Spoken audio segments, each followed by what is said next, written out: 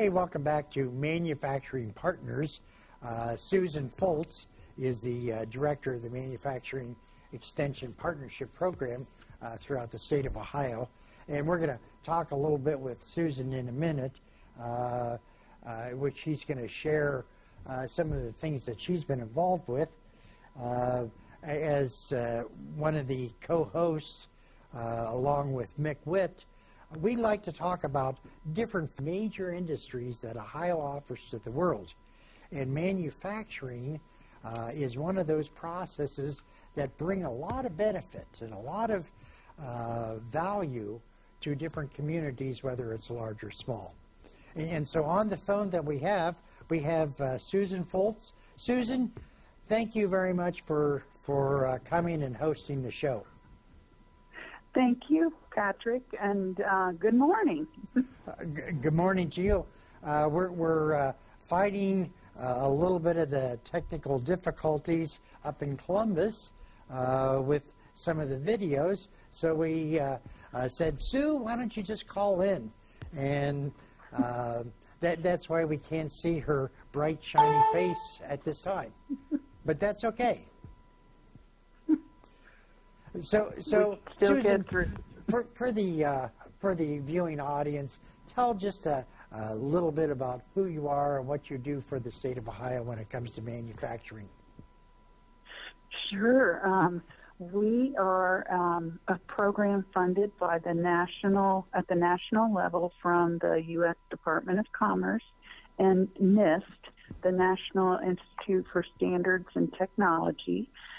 They provide funding to the state of Ohio so that we can operate local centers in the communities that can actually meet with local manufacturers to assess what they need to do to be more competitive.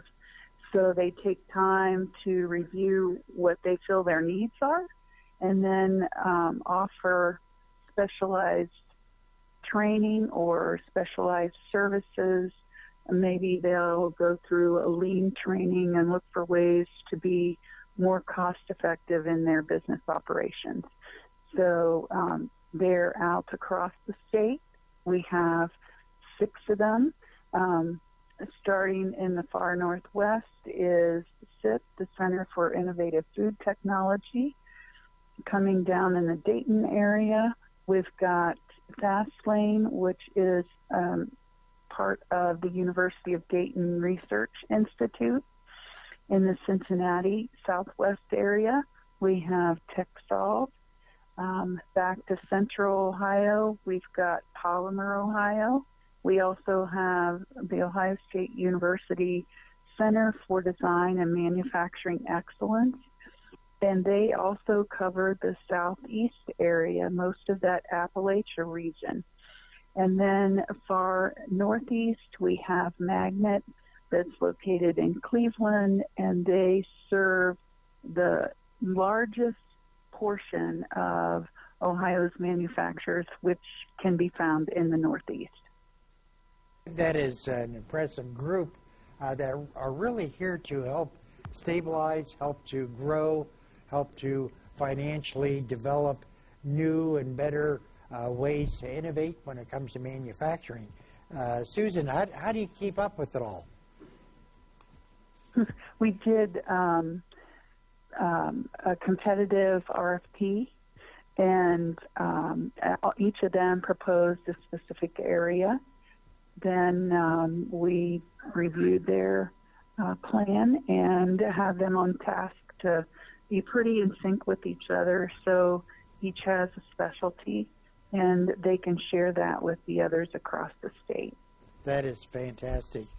I know that there's a lot of different fingers in the bowl, and I know that you as the caretaker of the bowl, you do your very best to offer a lot of different unique positive ways that industries can get in touch. You also brought a National Association of Manufacturers report. And you were talking about 20 different facts about manufacturing. Now, I will let the listening audience know that this comes from a website which we are also using, and we will put the website address down there to make sure that we are not taking unfair advantage of somebody else's work. But I think the National Association of Manufacturers report really has some interesting kinds of facts. Wouldn't you say, Susan? Yes. A lot around operational excellence, a lot around what kind of economic impact that manufacturing brings to a community and to individuals that work there. That is true. That is true. So the first slide, you sort of talk about the manufacturers contributing $2.18 trillion to the U.S. economy in 2006. You know, that's rather significant. You know, we were trying to figure out how many zeros are in a trillion. And you probably know this, but I had to go and count 12 zeros. And that's a lot of money that contributes to the U.S. economy just in 2016. Yep. Yeah, and we would anticipate for 2017, as we're starting to review those numbers, that we're probably at somewhere around a 7 or 8% increase from 2016. That is fantastic. I know that in 2009, it was only about $0.85 trillion. So that's fantastic because that does help stabilize many communities. Another slide that you have, for every $1 spent in manufacturing, another $1.89 is added to the economy. So that would be the next slide. Right. And to talk a little around that, so manufacturing, they make products. They then have to get those products transported, so that's part of their cost of doing business. And we'll see some additional economic impact going across the U.S. I think what you're saying is very, very true. What the statistics show that every one worker in manufacturing, there's another 4 employees hired somewhere else. That is amazing. Right. Huh. So you know, a lot. In a lot of cases, you have those manufacturing employees that are working all day. They need to get transportation to and from work. Yeah. They need to have lunch while they're there. So there's a lot of other opportunities. You know, in the next slide, something I didn't realize, you know, we always think of the big manufacturing companies, the Ford or a Chevrolet manufacturing company. That's what most of us have sort of think about. But it's interesting. In 2015, there were 251,000 plus firms, of which, let's see, with all but 3,800 and some firms considered to be small. And, you know, when we're talking about small business, small manufacturing companies, we're talking about 500 or fewer employees. And most of these firms, of the 251,000, at least 175,000 are with fewer than 20 employees. You know, I find that rather interesting. Yes, and it's even more interesting for Ohio. We have just over 14,000 manufacturers, and 75% of those are small. So they have fewer than 500 employees. You know, it's interesting. If you were to take all of those 14,000 manufacturing companies and ask them to hire one more person, can you imagine what that would do to the labor, the the labor force. And that's a significant part of what manufacturing programs that you're involved with do, is to encourage them not to hire 40, 50, 60, 80,000 people, but to hire one more whenever they can, because that plays a significant role. Right. There are nearly 12.5 million manufacturing workers in the United States, which counts for about 8.5% of the interest. And we're on number 5 slide. Yeah. 2/3 of the, let's go to the, there we go. 8.5% of the workforce. And then when you add on those other, for every one person, there's another 4 individuals, you can see that that's very much of a significant importance to the United States. Right. And manufacturing has been a base for the U.S. for a long time, especially in Ohio. We've been fortunate to have a broad base of manufacturers with a lot of different kind of products, and not only the products, but the people they bring in help to innovate and make new products. So we're trying to stay ahead of that technology curve. Well, I think we learned our lesson, in the 1960s, many communities had 1 or 2 major industries. These were ranging from Portsmouth to Ironton to Columbus to Youngstown, where they were supported by 1 or 2 major industries, and when those industries went out, that devastated some of the communities. And the state officials, the politicians, the state of Ohio, the economic development people got their heads together and said, you know what we need to do? We need to diversify our manufacturing base. And we are seeing a resurgence of that, don't you think? Yes, I agree. Looking, and they added on top of that now with our technology, looking for new ways to do it faster, better. Yes. And one of the processes is lean manufacturing. Lean basically means taking some of the waste out, and if you take the waste out, you can add. So on the next slide,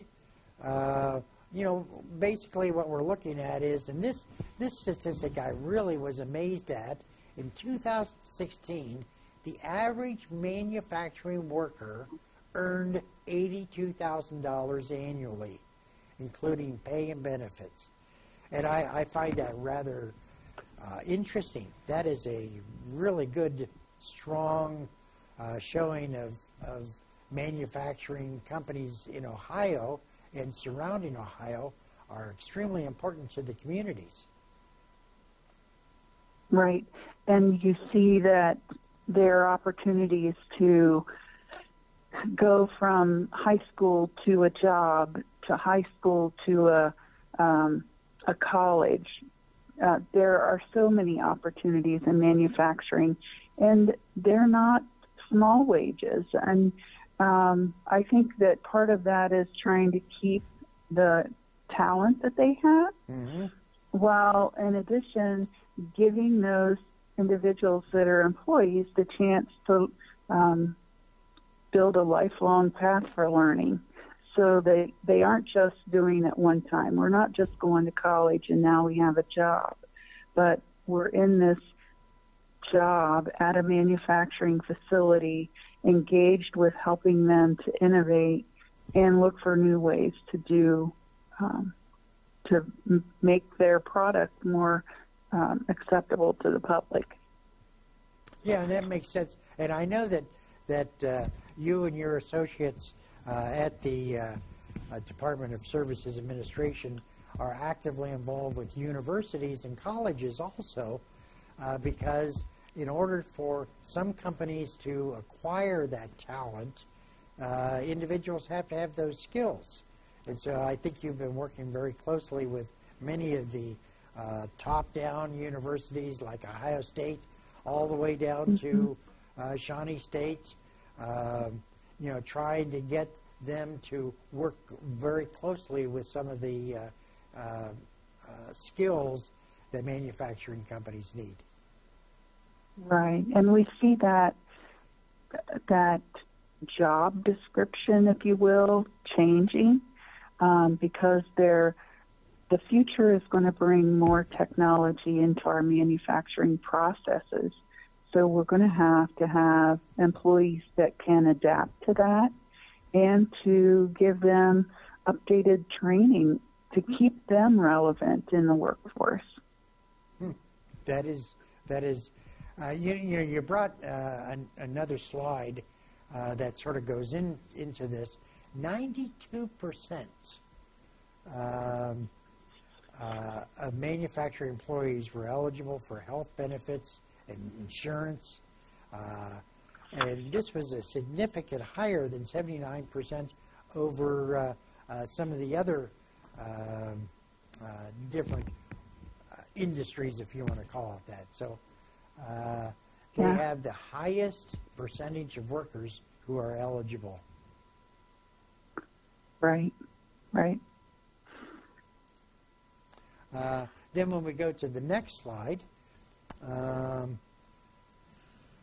manufacturers have experienced a tremendous amount of growth.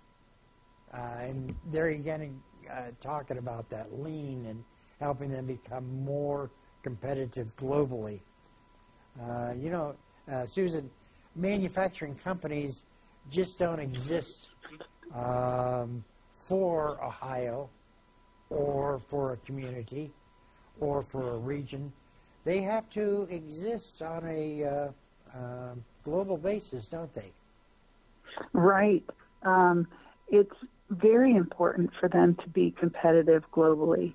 And a lot of our manufacturers are there. Some of them we're still bringing along, and learning to export can be a challenge for a company, especially in a very small business where your owner may wear half of the hats in the organization. To take the time and learn the proper way to export and protect their company as they're doing that. That is fantastic. Another fact, if you want to call it number 9, over the next decade, nearly 3.5 million manufacturing jobs will likely be needed, and that's a significant point that we want to stress. Is the fact that manufacturing companies are not going away. There used to be that thinking that computer systems and different high-tech programs would do away with manufacturing jobs. But what we're seeing is the difference. We're seeing it differently. That there are need of 3.5 million more manufacturing jobs will be needed. Yeah. And, more businesses, we're trying to get them to think about automation and robotics. Those are two big areas of advancement that we can help manufacturers in Ohio. And we want to get them on that path because it can improve their output. It may not bring 100 new jobs, but they're going to have new skills to operate those machines. And it's not going to take away jobs from workers. They always give us the scenario of robots are just going to take our job away. In most cases, it's going to transform the job into something that's a little bit different. That is very, very true. I remember back in my day, this was way before your day, Susan, when computers were first coming out, people were scrambling around going, now that we have these computers, everyone's going to be out of a job. And it's interesting, the computers have tenfold increased the need for new and more talented individuals to work with the computer systems, and that they have made us think smarter. They have given us the ability to think differently and more positive, and it's made and enriched many people's work lives. Wouldn't you agree to that? I agree. You know, they always talk about the robots coming in to take over now, and we're seeing that they don't really take over. We make that production process so much leaner, cleaner, and faster. So we want to train all our future workforce to be prepared for that. That is true. You know, our electronics, you know, this cell phone that I have in my hand here is just a phenomenal kind of thing. As a matter of fact, the technology that we're able to communicate to the listening audience at any time they want to communicate with, anytime they want to turn us on, etc. It's just mind-boggling what the technology has done. And as those manufacturing companies get more sophisticated, they're going to have to also follow those trends. So, any other thoughts on that before we move on? Oh, I think we probably need to move on and maybe delve into some of the export. Yeah, I agree. So what are you finding as far as the exports go? Well, we know that export jobs are typically higher paying, and they need increased education to make them happen. Things like we've been able to quadruple our export of manufacturing goods over the last 25 years. Part of that is based on our ability to connect with other countries pretty easily, but part of it is based on the willingness to share and expand our markets in order to bring the rest of the world up to our pace of living. Oh, yeah, I know on slide number 11, it talks about the how U.S. Manufacturers exported in 1990 $329 billion, and now in 2014 it has tripled, quadrupled. Yeah. $1.4 trillion. That is amazing, Sue. Yeah. And then it's also interesting in slide number 12. Let's talk about our largest trading partners. Who are those, basically, Sue? Typically Canada and Mexico for us. And then we've got our competitive edge is to try to reach what China is at this point. That is rather interesting. You know, we constantly hear on the news about how there's such a trade imbalance, and that we get most of our goods from other countries, but we are exporting and we're keeping pace. You know, it's also interesting on slide number 13, nearly half of all manufacturing good exports went to nations with U.S. that has free trade agreements. And, you know, possibly in a near future, we could have someone come on and talk about what a FTA is, a free trade agreement, and how that affects all of us in the manufacturing companies. Right. So, you know, as our time is winding down, you know, and as you've been looking over the slides, et cetera, is there another slide that you want to mention that has a significance to our... Well, I think maybe one of them is the manufacturers in the U.S. perform more than 3/4 of all private sector research and development in the nation, which is driving that innovation for all of the manufacturers. And that's where MEP can help connect those manufacturers to research labs across the U.S. that specialize in some of these types of services. Most of those labs will help with the research phase of a new product at very little cost.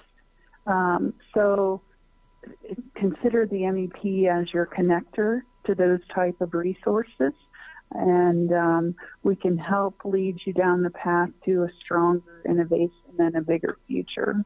Huh, that's interesting. Manufacturing is such a important element, as we've been showing on these different slides, etc. Susan, we only have a few more minutes, etc. We only have 2 more minutes, and I know that you have around 20 pages of notes that you've wanted to talk about. So is there any other slide that you want to focus in? And again, these slides come from the National Association of Manufacturing Reports. Yeah. I think the last 2 that talk about manufacturer consumption of the nation's energy is at more than 30%. And we're always looking for ways to engage new types of energy, be more efficient with how we have our lights set up, how our operating line is set up, so that we're using energy more efficiently. We see some factories that are trying to build in solar power. We've got a lot of things going on around wind power in Ohio. So for Ohio, to take care of our natural resources is really important through energy consumption. That's a good point. And the final slide that you were going to talk about? Yeah, that's the cost of federal regulations fall disproportionately on manufacturers, particularly the smaller manufacturers. So we're constantly looking for ways that we can try to educate the government in what really makes sense and what's overburdening. Well, perhaps in the future, one of the future shows, we could have one of those legislative persons come in and talk with you and other manufacturing companies. Susan, this has been a really good and very informative program. I really appreciate the slides that you brought today. I really appreciate the work that you and Mick and all those individuals have done, so thank you. And for Manufacturing Partners, I'm Patrick Dengel, and our host is Susan Foltz. Thank you for listening.